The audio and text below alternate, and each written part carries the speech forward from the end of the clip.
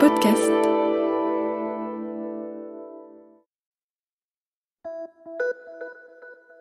Salut, c'est Clara de Lina.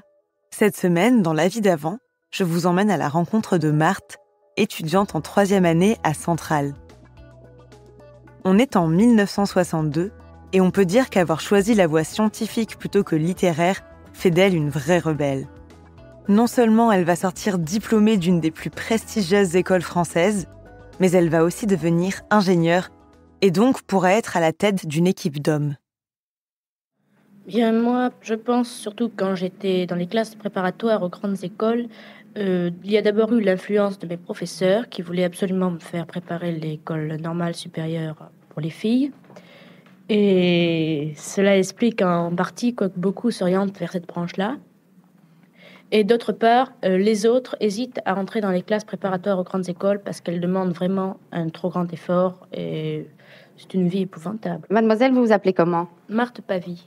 Vous êtes entrée à l'école, vous saviez ce que vous vouliez faire?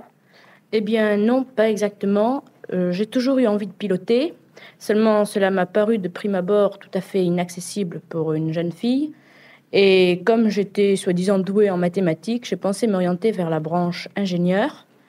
Et tout naturellement, j'ai préparé les grandes écoles et dès ma TLM, je savais que je voulais faire Centrale. Vous êtes en quelle année? Je suis en 3e année de Centrale maintenant. Vous avez l'intention de vous marier. Est-ce que vous pensez que vous pourrez mener de front votre vie d'ingénieur et votre vie de maîtresse de maison? Bien, je pense que cela risque de présenter quelques difficultés. Difficultés de la part du mari d'abord parce que la plupart de mes camarades présentent une opposition systématique au travail de la femme. Ils prétendent que puisqu'ils sont assez aptes à gagner leur vie et qu'ils gagneront assez d'argent, il n'y a pas de raison que leur femme travaille. Ils préfèrent qu'elle reste à la maison pour les aider, enfin pour s'occuper des enfants. Maintenant, je pense qu'il est quand même possible de convaincre un homme qu'après tout, le travail d'une femme est préférable. D'abord parce que dans la mesure où un homme fera notre connaissance, il nous connaîtra en tant que femme travaillant, c'est-à-dire ayant certaines habitudes, ayant une certaine manière de se conduire.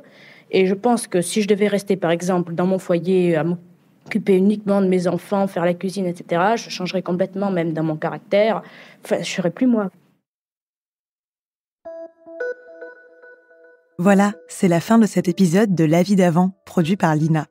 N'hésitez pas à nous mettre 5 étoiles s'il vous a plu, et abonnez-vous pour ne louper aucun épisode sur votre plateforme d'écoute préférée. On se retrouve la semaine prochaine pour un nouvel épisode de La vie d'avant.